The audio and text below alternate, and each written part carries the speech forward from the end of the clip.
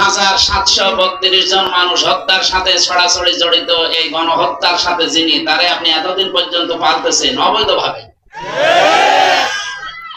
তারে যে এতদিন রেখে দিয়েছেন, কোন কোন আইনে রেখে দিয়েছেন বলেন?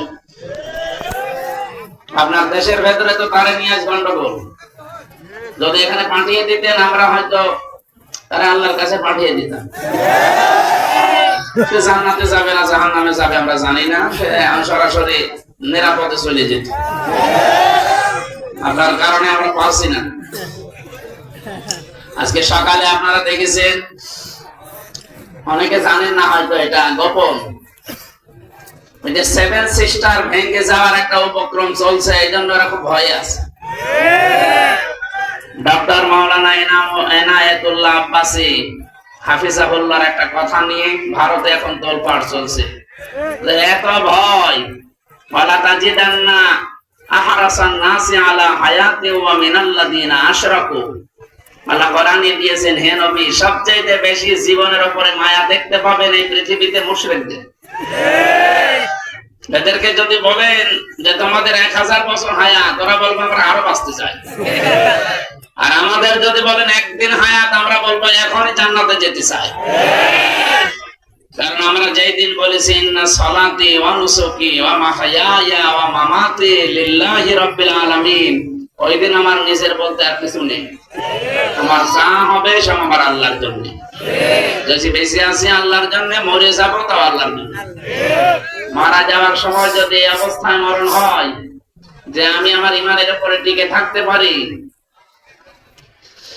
ফেরেশতা মণ্ডলী আসবে, আল্লাযীনা তাতাওয়াফাহুমুল মালাইকাতু তাইয়্যিবিনা ইয়াকুলুনা সালামুন আলাইকুম উদখুলুল জান্নাতা বিমা কুনতুম তা'মালুন। বলেন আল্লাহু আকবার। সূরা নাহাল 32 নম্বর আয়াতে আল্লাহ বলেন, যখন মরণের বিছানায় আছাড় খেয়ে পড়বা, তখন আমি ফেরেশতা পাঠাবো। ফেরেশতারা এসে বলবে, তাজ্জিবিনা ইয়াকুলুনা সালাম, তোমার পবিত্র জীবনের জন্য তোমার উপরে আল্লাহর শান্তি। উদখুলুল জান্নাহ, জান্নাতে প্রবেশ করো। বিমা কুনতুম তা'মালুন, দুনিয়ায় যে কাজগুলো করেছিলে তার জন্য। যেহেতু আমার জীবনটা আমি দিয়ে দিয়েছি আল্লাহর জন্য, আমি যে বেঁচে আছি এটা আমার মোনাস হায়াত। কথা বলবেন? যে মানুষগুলো হজে যায়, মানুষ তো মারা যাওয়ার পরে হজের কাফনের কাপড় পরে, মারা যাওয়ার পরে কাফনের কাপড় দিয়ে চড়ানো হয়। আর আমি জানো জিন্দা অবস্থায় নিজেকে মেরে ফেলেছি, কাফনের কাপড় পরিয়েছি। ওটা ইহরামের কাপড় না, ওটা কাফনের কাপড়। আল্লাহকে আমি বলতে চেয়েছি, আল্লাহ আমি কিন্তু হাজির হয়ে গেছি। ইন্নী ওয়াজ্জাহতু ওয়াজহিয়া লিল্লাযী ফাতারাস সামাওয়াতি ওয়াল আরদা হানিফাও ওয়া মা আনা মিনাল মুশরিকিন। আমি সব দিক থেকে মুখ ঘুরিয়ে চলে এসেছি তোমার কাছে। আসমান আর জমিনের উদ্ভাবক তুমি। আমি কিন্তু একনিষ্ঠ ভাবে এসেছি আল্লাহ, লোক দেখানোর জন্য আসি নাই। অনেকেই যারা লোক দেখানোর জন্য গিয়েছে, তাদের নামে এখন হাজির পরিবর্তে ফাঁসি লেগে গেছে। যারা সুযোগ সময় মতো শুধু হাতে তসবিহ নেয়, মাথায় পট্টি বাঁধে, কথা বলছেন, ইসলামী রাজনীতিকে যারা আছে মানুষগুলো ধর্মীয় রাজনীতির নাম দিয়ে জঙ্গিবাদ তকমা দিতে পারে। আমরা ধর্মীয় রাজনীতি করি না, ধর্মকে পৃথিবীতে প্রতিষ্ঠার জন্য রাজনীতি করি। অনেকেই তো ধর্মের দোহাই দিয়ে রাজনীতির নাম নিয়ে নিজের আখের বসিয়েছেন। সত্যি কথা বলছি, যারা ভোটের আগে তসবিহ মাথায় দেয়, তসবিহ হাতে নেয়, মাথায় পট্টি দেয়, এই মানুষগুলো মুনাফিক, এরা ধোঁকাবাজ।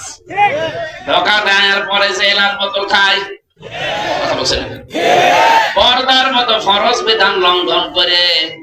ওই যে এসেছিল একজন ফ্রান্স থেকে, কি নাম জানো, ট্রুডো, জাস্টিন টোটো এসেছিল না? আমি তো জেলে ছিলাম ওই সময়, পত্রিকায় দেখেছিলাম। কোন দেশের? কানাডা। ওর মুখের সাথে মুখ লাগিয়ে মনে হচ্ছে কি একটা মহাব্বত, বাকিটা নাই। বললাম একটা মুরব্বী মানুষ, একটা হাসি মানুষ, আপনি চুমা খেলেন? নাউযুবিল্লাহ। নিজের আপন স্বামীকে কোনোদিন চুমা দিয়েছি কি আমরা জানি? কোন জায়গা থেকে কে আসে? আর এখন একটা আল্লাহর ওলি স্বামী পেয়েছে। মানুষ তো বিয়ে করলে একটা বউ পায়, এটা তো কি ভাগ্য, সাথে শালি ফিরবি। কিন্তু আমরা চাই আপনারা দুইজন এক জায়গায় আছেন, এই দেশ থেকে যারাই যায় বাইরের দেশে তারা রেমিটেন্স যোদ্ধা, টাকা পাঠায়। আপনারা 3 মাস কয়েকদিন হয়ে গেল একটা টাকাও পাঠান, কি করছেন ওখানে? কেউ আছে স্বামীর বাড়ি, কেউ আছে দুলাভাইয়ের বাড়ি, দুইজন মিলে তো একটু পকেট মারা যায়। স্বামীর পকেট মারা যায় আছে যদি স্বামী টাকা দিতে না চায়, আর ও যে কৃপণ জীবনে টাকা দেবে, সুতরাং পকেট মারেন। দুই বোন মিলে পকেট মারেন, কেউ স্বামীর পকেট, কেউ দুলাভাইয়ের পকেট মারেন, দুই পকেট দুইজন, যা পাওয়া যায় সব আমাদের কাছে পাঠান। আমরা খুব রেডি হয়ে আছি। ডক্টর ইউনূস আজকে বলেছে না যে ওরা দেশটাকে একেবারে ধ্বংস করে দিয়েছে। দেশে এত ঋণ, ঋণের বোঝাগুলো ওদের কারণে, কেউ বেগম পাড়া, কেউ সাহেব পাড়া। কয়েকদিন আগে আমি মালয়েশিয়া গিয়েছিলাম, ওখানে সাহেব পাড়া আছে।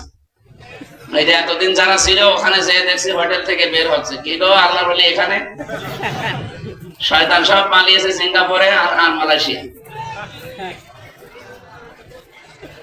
এদেশে এখন কেউ জন্ম নিলেও তার মাথার উপরে 1 লাখ টাকা নিয়ে কি অবস্থা করে গেছে। আর বলে আমি কি করেছি, কি করেছি মানে আপনি কিছু যদি না করেন, আয়না ঘর বানিয়েছি, আমি নিচে ছিলাম 10 দিন।